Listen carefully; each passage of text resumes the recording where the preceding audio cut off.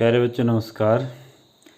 देखो आज हम द्विघात समीकरण में मूलों की प्रकृति के बारे में चर्चा कर रहे हैं। ये 3 कंडीशनें होती हैं। देखो ये हमने एनसीईआरटी किताब ले रखी है।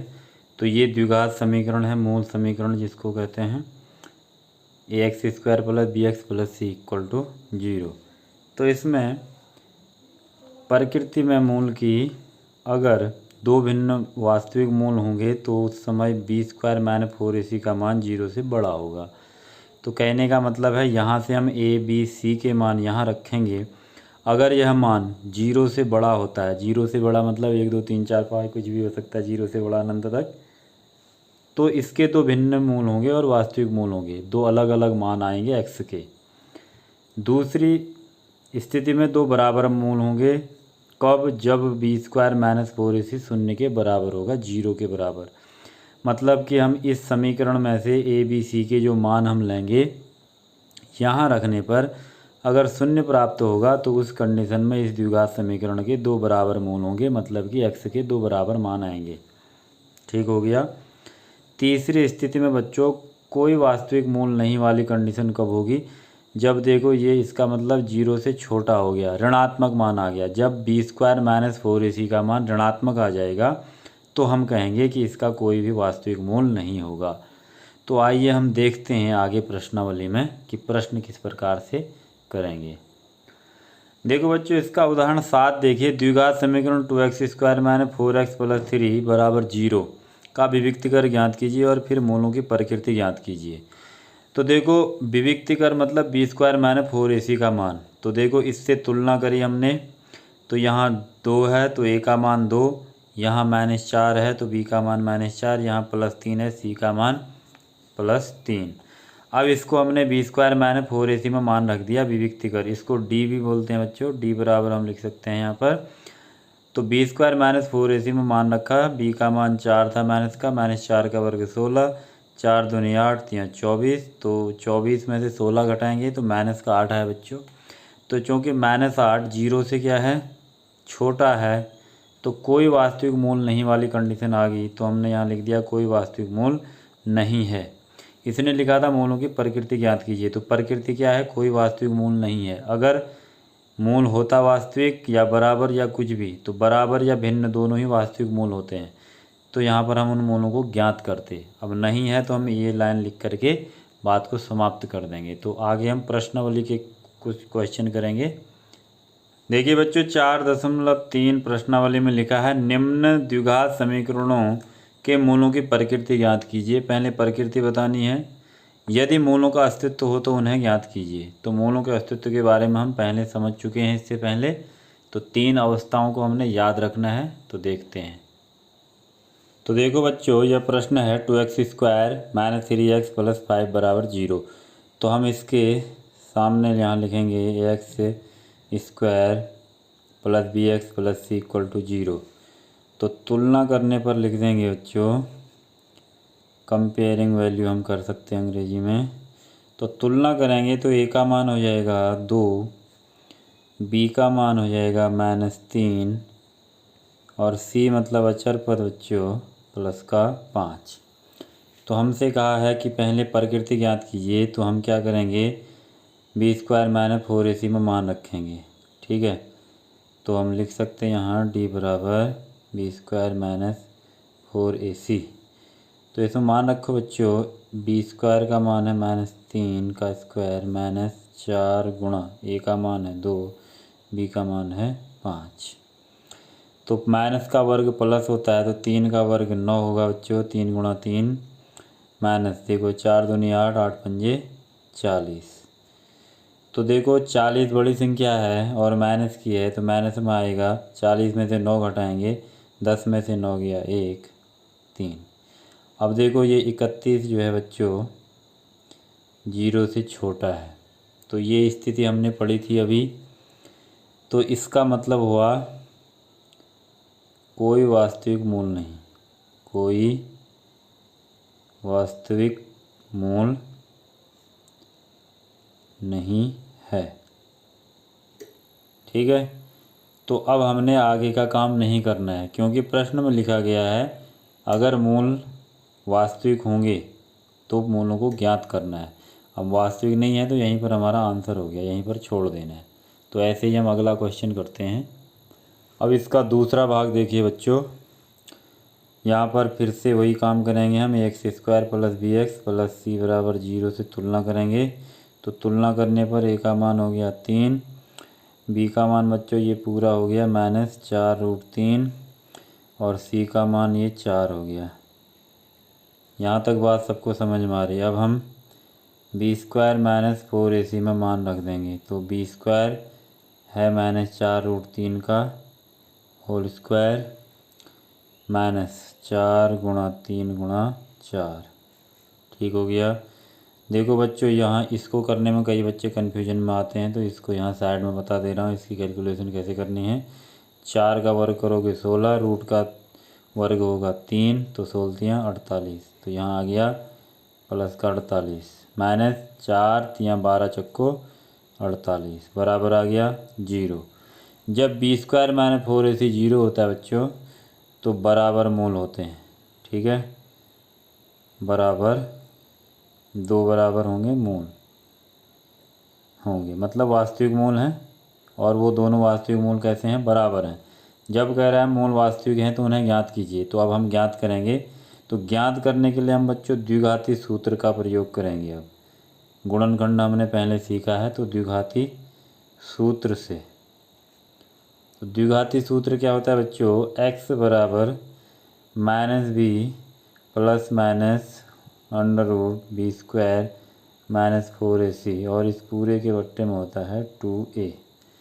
abc वही है जो हमने ऊपर निकाला है, ठीक है। यही abc है, वही मान यहाँ रखने हैं। अब प्लस पॉइंट क्या है? b² - 4ac पहले से ही ज्ञात है, तो डायरेक्ट मान रख देंगे। तो क्या होगा? -b का मान ये हो जाएगा, माइनस में ऑलरेडी, तो ब्रैकेट लगा दो √3 प्लस माइनस। देखो इसका मान 0 है तो 0 रख दो और अपॉन में आ जाएगा 2a। a का मान है बच्चों 3, तो गुणा में आ जाएगा 3।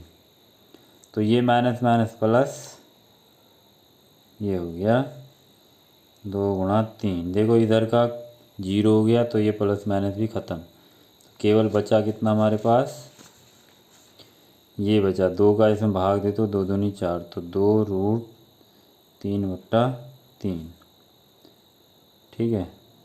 अब मूल हमारे यही होगी, तो इसको हम लिख देंगे। तो मूल बराबर हो जाएगा 2√3/3, 2√3/3, क्योंकि दो वास्तविक मूल हैं और बराबर है, तो यही हमारा आंसर हो जाएगा। तो ऐसे करके जिसके मूल होंगे तो उनको ज्ञात करना है। ये सूत्र आपने याद रखना है। सिरधराचार्य का सूत्र भी कहते हैं इसको, द्विघाती सूत्र भी कहते हैं। तो इसके आगे के प्रश्नों को हम अगले उसमें करेंगे। तो फिलहाल के लिए इतना काफ़ी है। तो जो भी आपकी समस्या है तो मैसेज करके मेरे को बता सकते हैं। ये नंबर है आपका, ठीक है। तो इस पर आप व्हाट्सअप कर सकते हैं। धन्यवाद, आज के लिए इतना काफ़ी है। प्यारे बच्चों नमस्कार। द्विघात समीकरण का बच्चों आज हम ये दूसरा भाग करने जा रहे हैं। देखो इसमें प्रत्येक द्विघात समीकरण में k का ऐसा मान ज्ञात कीजिए कह रहा है उसके 2 बराबर मूल हों। तो जब 2 बराबर मूल होते हैं तो b² - 4ac 0 होता है। तो ये प्रश्न हमें दिया गया है, तो इसको करते हैं बच्चों। बहुत ही सरल प्रश्न है ये, बस हमें कंडीशन को सीधे अप्लाई कर देना है। देखो abc के मान हमारे यहीं से आएंगे। पूरा क्वेश्चन आपको दिख रहा होगा, k का मान ज्ञात करना है, ठीक है। bx + c = 0 तुलना करेंगे बच्चों, तो a का मान होगा 2, b का मान होगा k, c का मान होगा 3। बात हो गई। अब हमें बोला है कि यदि बराबर मूल हों, तो हमें पता है यदि बराबर मूल हों तो तब क्या होता है बच्चों? b² - 4ac बराबर 0 होता है। तो b² - 4ac में मान रख देंगे हम k², b का मान k है 4, a का मान 2, c का मान 3 बराबर 0। सिंपल है, बहुत ही इजी क्वेश्चन है, ध्यान देना है बस। 6 3 दूनी 6 चक्को 24, हम इसको 4 गुणा 6 लिख दें और आसान रहेगा। इसको करने से क्या फ़ायदा होगा, देखो इसको इधर ले जाएंगे 0 के, तो वर्गमूल कर देंगे के मान के लिए, तो क्या हो जाएगा 4 गुणा 6, 4 का वर्गमूल आ गया बच्चों बाहर, 2 बन गए 6, तो के का मान 2√6 आ गया। देखो इसमें स्क्वायर में है तो हम प्लस माइनस दोनों मान लेंगे के, तो हमारा b² - 4ac शून्य ही आएगा, तो इसलिए दोनों मान हमारे आएंगे, तो यही आंसर है। ठीक है, सत्यता की जांच भी हम कर सकते हैं। देखो यहाँ के का मान लगा के हम चेक कर लें, b² में ये हो जाएगा, माइनस रख लो या प्लस रख लो, माइनस और प्लस दोनों का ही वर्ग क्या होता है बच्चों, प्लस होता है। ठीक है, तो 2 का 4, 6√6 का 6 माइनस 24, और यहाँ भी 24 माइनस 24 बराबर 0 आ गया। तो 0 ही आना था क्योंकि 2 बराबर मूल हैं। तो सत्यता की जांच हो गई, तो इसका मतलब के 2 मान हमारे होंगे प्लस माइनस 2√6। तो आई होप ये बात आपको समझ में आ गई होगी। अगला देखते हैं। दूसरा प्रश्न है, देखो इस प्रकार का, इसको पहले हम द्विघात में चेंज कर लेते हैं, अंदर थोड़ा गुणा करके, के एक्स का अंदर गुणा करेंगे बच्चों, के(x² - 2 से गुणा करेंगे 2 के x + 6। तो अब हमारी समीकरण ये बन गई है, तो इसकी हम तुलना कर देंगे, ax² + bx + c बराबर 0 से तुलना। तो तुलना करेंगे, तो तुलना करने पर क्या हो जाएगा, ये जो हमारा a है वो k हो जाएगा, b हमारा होगा माइनस का 2k, x का गुणांक है बच्चों ये पूरा, ठीक है, c है 6। हमसे बोला है बराबर मूल हैं, तो हम लिख देंगे लाइन, यदि मूल बराबर हों, तो बच्चों हमें पता है क्या होता है तब, b² - 4ac बराबर 0 होता है। तो मान रख दो यहाँ पर, देखो यहाँ b का मान है -2k, तो -2k का स्क्वायर -4 a का k और c का 6 बराबर 0। सिंपल हो गया। अब देखो आगे क्या है, इसका हो जाएगा 4k², 2 का वर्ग 4, माइनस का भी प्लस ही होता है वर्ग, यहाँ 6 चक्को 24 के बराबर 0। देखो 4 का भाग दोनों में जाता है, तो 4 का भाग दे दिया, 4 एकम 4, इधर दे दिया 4 6 24। ठीक है, तो k कॉमन है बच्चों इसमें, तो k कॉमन ले लेंगे, तो यहाँ बचेगा k-6। तो देखो k का मान 0 तो संभव है नहीं, इधर भाग में चला गया, तो k-6 बराबर 0। तो हमारा k का मान जो आएगा वो 0 तो बराबर 6, तो k का मान आया 6। देखो यहाँ से k का मान आएगा 0, और जो संभव नहीं है, क्यों, क्योंकि अगर हम k का मान 0 रखते हैं बच्चों इस समीकरण में, तो ये समीकरण द्विघात रहेगी ही नहीं। तो इसका मतलब ये वाला मान हमारा अमान्य है, तो हम केवल एक ही मान को लेंगे और वो मान होगा k का मान 6। तो k का मान हमारा फाइनली 6 हो गया। तो ये भी हमने ध्यान रखना है। ठीक है, तो आई होप आपको k का मान निकालने का कंसेप्ट भी आ गया होगा। अब बचे हुए जो प्रश्न हैं उनको अगले वीडियो में बताएंगे। अब देखिए बच्चों, अब जो हमारे प्रश्न बचे हुए थे 3, यहाँ पर है, क्या एक ऐसी आम की बगिया बनाना संभव है जिसकी लंबाई चौड़ाई दुगनी है, चौड़ाई से दुगनी है और उसका क्षेत्रफल 800 वर्ग मीटर हो? यदि है तो इसकी लंबाई और चौड़ाई ज्ञात कीजिए। देखो संभव है या नहीं है, इसको चेक करने के लिए हमें क्या करना पड़ेगा, पहले मान लेना है कि माना हमारे पास कोई ऐसी आम की बगिया है, माना जो हमारी आम की बगिया है उसकी चौड़ाई मान लेते हैं हम, माना आम की बगिया की चौड़ाई बराबर है x मीटर। ठीक है, ये हमने मान लिया। उसके बाद हमें बोला है लंबाई चौड़ाई की दुगनी है, तो लंबाई क्या हो जाएगी, अगर लंबाई चौड़ाई की दुगनी है हमें बोला है, तो लंबाई क्या हो जाएगी, चौड़ाई की दुगनी, इसकी दुगनी, तो 2x मीटर हो जाएगी। ठीक हो गया। चौड़ाई की दुगनी है तो चौड़ाई को 2 से गुणा कर दिया तो लंबाई आ गई। अब बगिया का क्षेत्रफल, तो बगिया का क्षेत्रफल, तो बगिया का क्षेत्रफल जनरली क्या हो जाएगा, लंबाई गुणा चौड़ाई, आयताकार या वर्गाकार हो सकती है। तो क्या हो जाएगा बच्चों, लंबाई है 2x गुणा चौड़ाई है x, तो 2x² हो गया।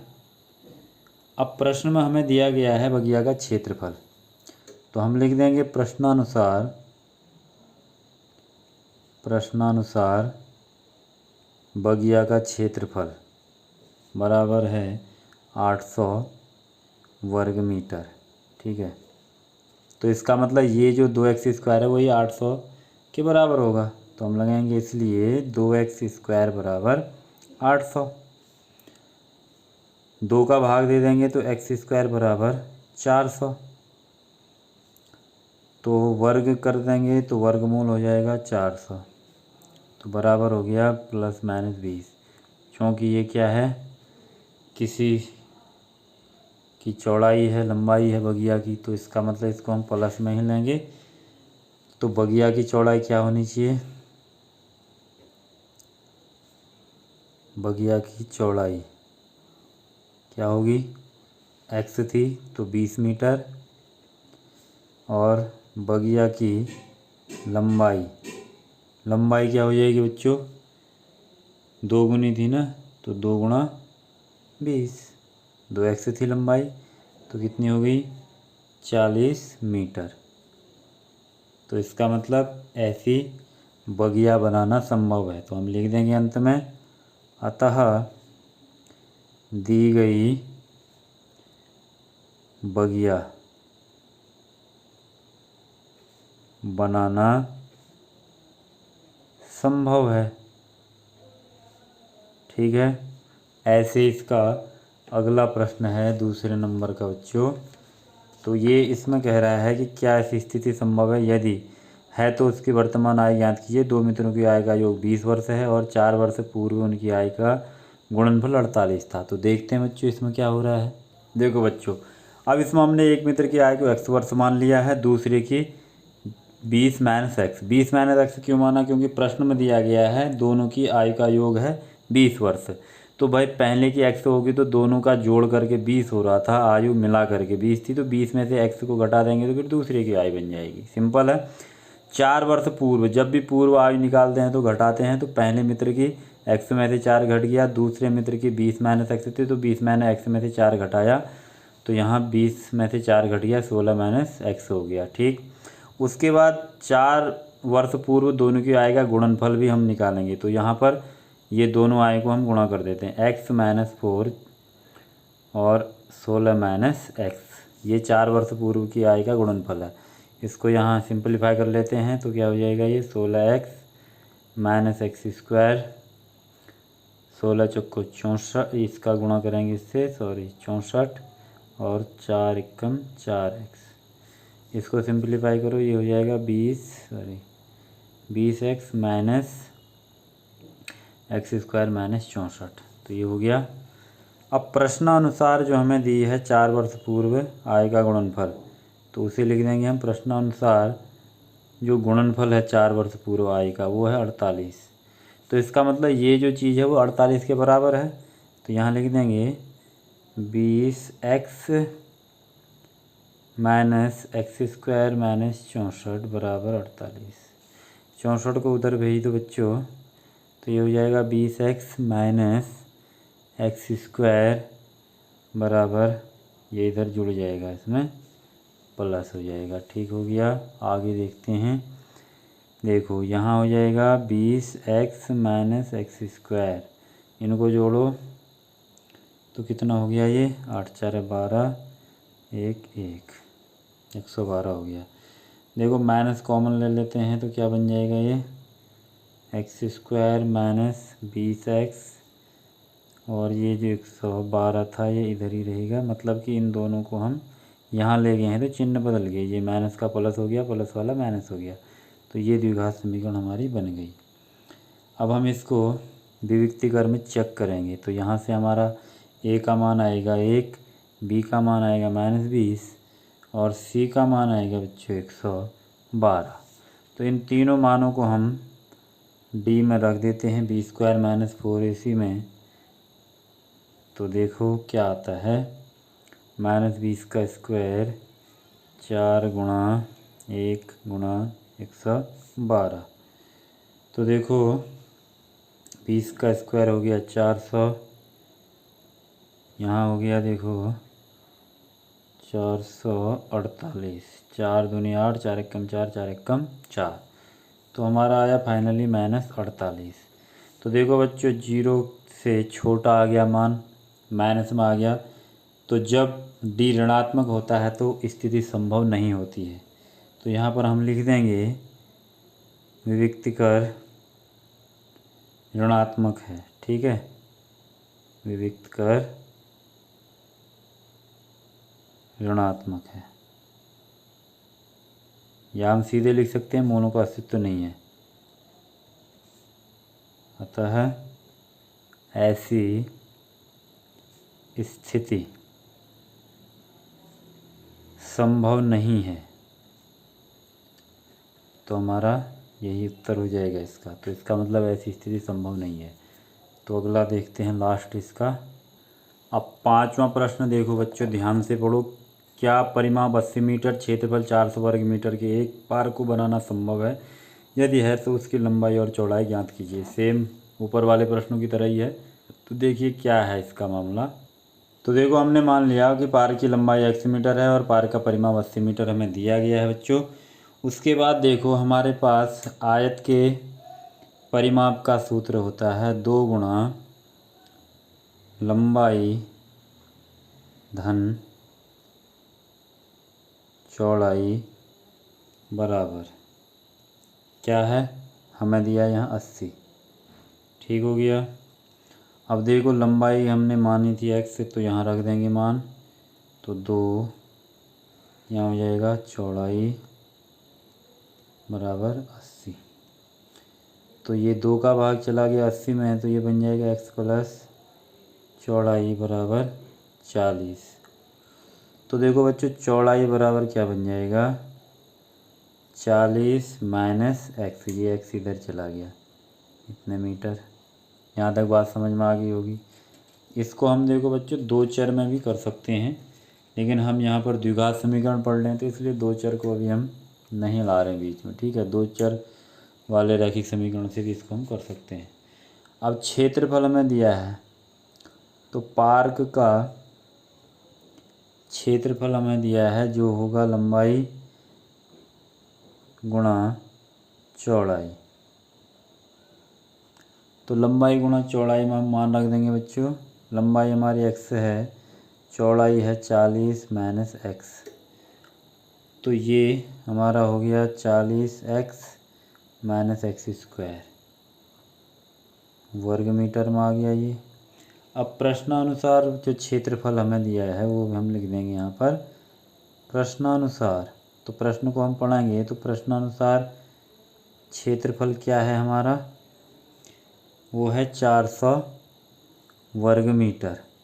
ठीक है, तो इसका मतलब ये जो है ये इसके बराबर है। तो इसलिए हम यहाँ पर लिख देंगे कि 40 जो 400 है वही क्या है 40x माइनस x²। ये इसके बराबर है। आगे पीछे कैसे भी लिख सकते हैं, इन दोनों को इधर ले आओ तो ये x² इधर आया प्लस हो गया, 40x इधर आया माइनस, और 400 प्लस का ही रहेगा क्योंकि इधर ही है। तो ये हमारी द्विघात समीकरण बनी। अब इसमें वही काम करना है, फिर से जांचना है इसको b² - 4ac से। तो a का मान हो गया 1, b का मान हो गया -40 और c का मान हो गया बच्चों 400। तो d में मान रख देंगे, सीधे मान रख दो इस बार। 40 का वर्ग -4 गुणा 1 गुणा 400। तो 40 का 4 चक्को 16 माइनस देखो 4 चक्को 16, तो आ गया है बच्चों 0। तो जब 0 आ जाता है b² - 4ac तो इसका मतलब 2 बराबर मोल होंगे। तो यहाँ पर लिख देंगे मूल बराबर होंगे, मतलब स्थिति संभव है। ठीक है, तो स्थिति संभव है तो उसके लिए हमने फिर द्विघाती सूत्र में मान रख के मान निकालना है। तो द्विघाती सूत्र में रख देंगे मान, देखो मूल b का मान है -40, तो माइनस को ब्रैकेट में प्लस माइनस b² - 4ac 0 आ चुका है बच्चों, अपॉन 2a 2 गुना हो जाएगा 1, तो 40 प्लस का हो जाएगा यहाँ पर, और यहाँ कुछ नहीं बचा बट्टा 2 बराबर 20। तो इसका मतलब मूल जो लंबाई और चौड़ाई होगी पार्क की वो समान होगी। तो यहाँ लिख देंगे पार्क की लंबाई व चौड़ाई में से प्रत्येक क्या होगा 20 मीटर होगी। ठीक है, तो ये सॉल्यूशन लिखना नहीं भूलना है बच्चों, नहीं तो आंसर में फिर नंबर कटने की संभावना है। तो आई होप आपको ये समझ में आ गया होगा। तो इसको समझ करके आगे अभ्यास करते रहेंगे और अगला चैप्टर शुरू करेंगे जल्दी।